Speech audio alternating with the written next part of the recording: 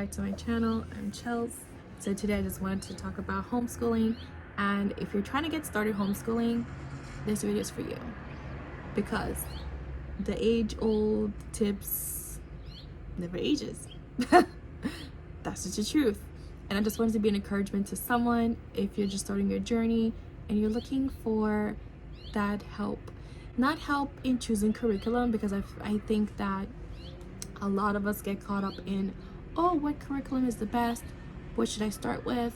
This and that and the third. And other people can't answer that for you. What they can do is they can tell you what worked for them and why. And then you can literally try the same things because you have the same issues with your kids, but then find out that thing does not work for you, right? So that's not what this is about.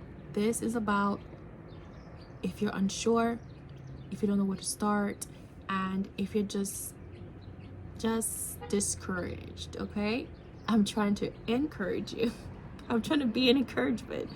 So welcome to my channel again. I do hope that you subscribe, like, share, all that good stuff. It was something that I wanted to do. It's something that I prayed about for a long time. Something that just I felt was right for a family. And God showed me that it was right for a family. So I started, right? When I started, I didn't have anything. And I think that a lot of us get caught up with what we don't have. We don't have the homeschool room. We don't have the chairs, the desks, the dedicated area. Okay? But what do we have? You may have a dining table in your kitchen or your dining room, a couch that you sit on every day. Why don't we use those? Nobody said that homeschool has to fit in this box. Nobody said that. I think over time we tend to put ourselves in boxes, and that's where everything starts going downhill. And then we get discouraged, and then we feel like, okay, I can't do this thing because I don't have this, right? Okay, it's time for us to really come out of that mentality, to really start seeing what we do have, to treasure what we have. That's a big thing. Please excuse the noises that you hear outside. I am literally by my window because love. Yeah, I don't live on a homestead. But back to what I was saying, you don't need all these things before you can get started with your homeschool. You just need just one or two things outside of picking a curriculum. Of course, you need a child to actually homeschool.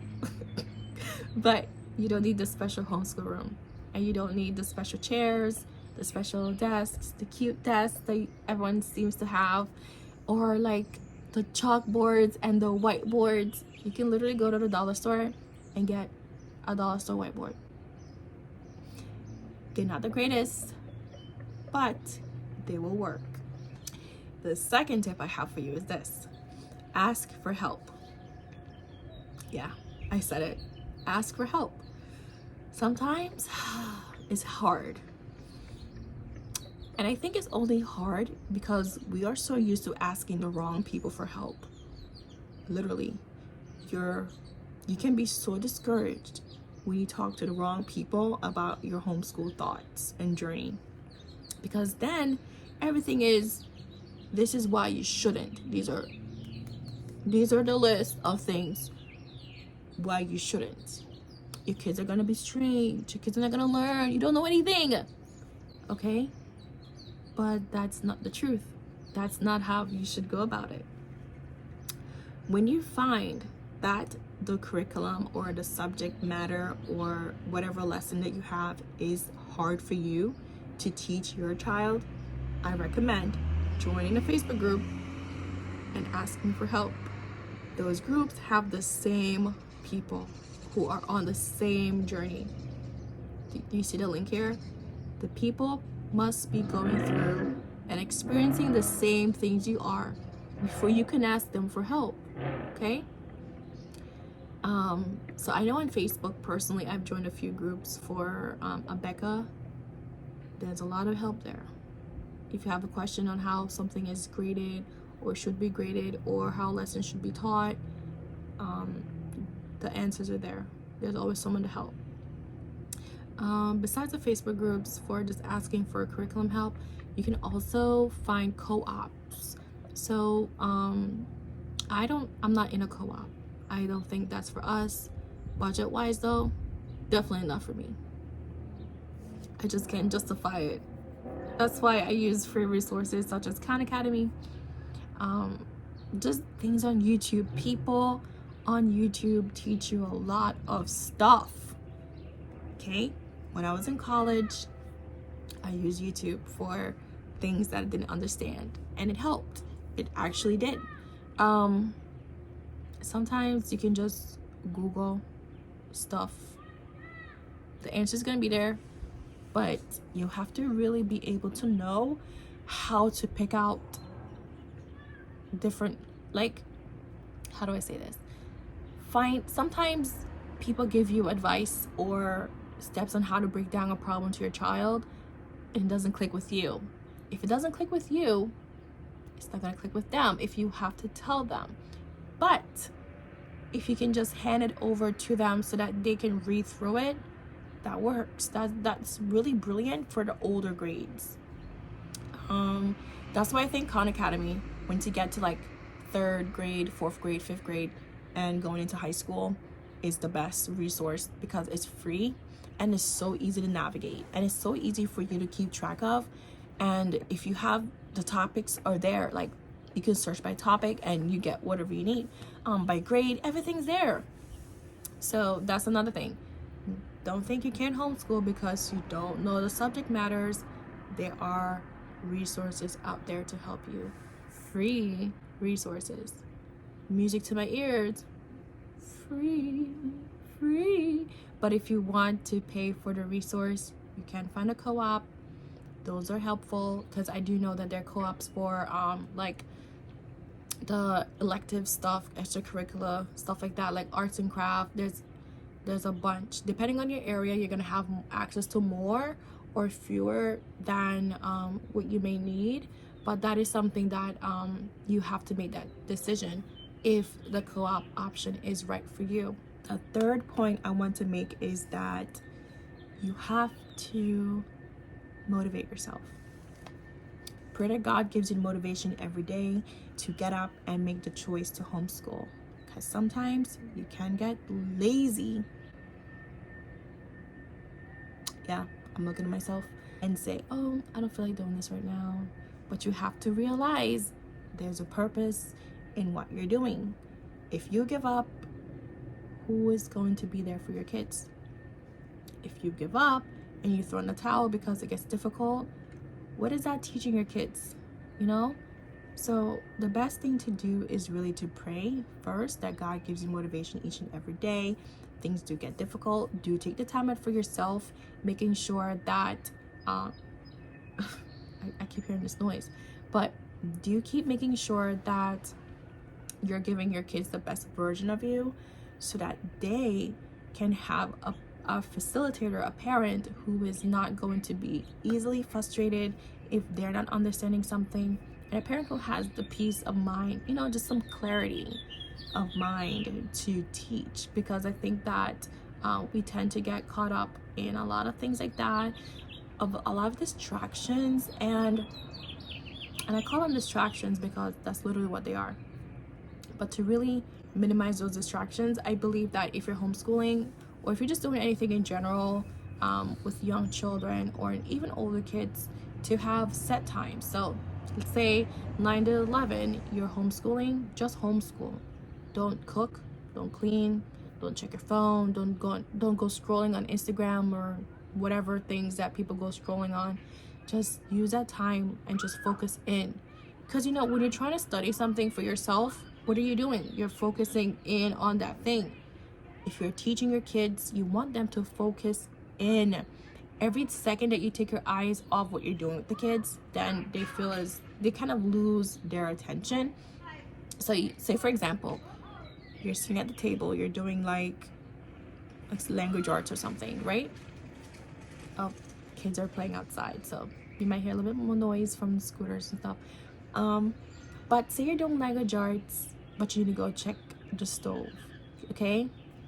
It might seem like a quick check for you, but that breaks the concentration for yourself and the kids. And I think that a lot of us try to multitask. And I think multitasking is a downfall for man. That's a topic for another day. So what I'm really saying is focus on one thing. It helps to reduce the frustration and keeping everyone on task so that you can get through stuff at a certain time, right? So when you're done with your homeschool, then you can go cook or clean or do laundry or fold all those clothes that are just keep piling up there forever. Like what's on my bed over there somewhere. And clean up stuff. That's besides the point.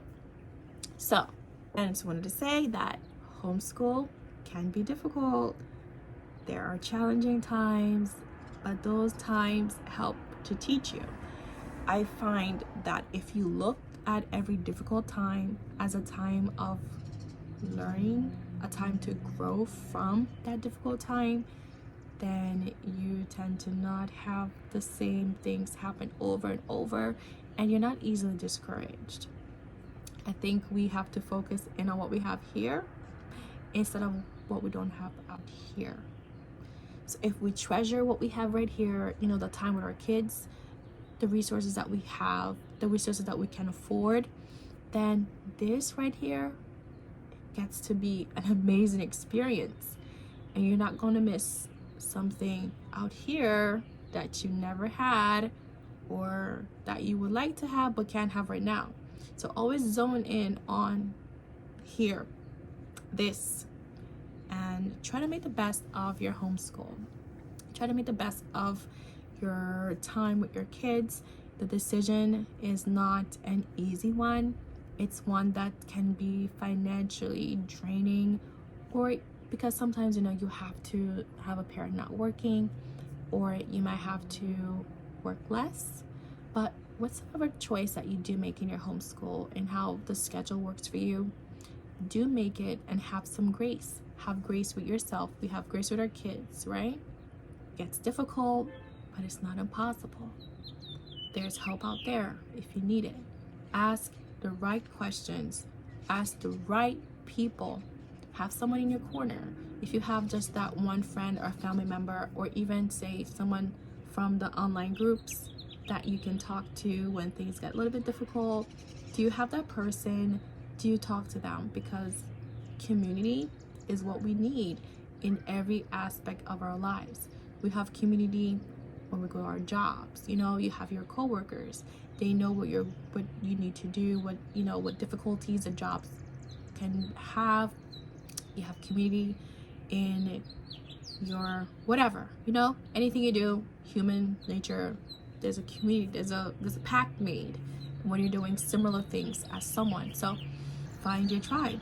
Find people who will always encourage you, people who understand that there are difficult times, and even if there are difficult times, you don't have to throw in the towel. So yes, you can homeschool, but I did it by the grace of God. I started. If you always put off things because you don't have all the things to make it happen, then you're never gonna get started. And then you're gonna look back and say, oh, I wish I got started. I wish I put in more effort. I just wish that I did it differently. So don't have those regrets. You don't want to have those regrets. And just continue to strive to be the best version of yourself. That way you can be the best version for your children so that they can have a wonderful homeschool experience.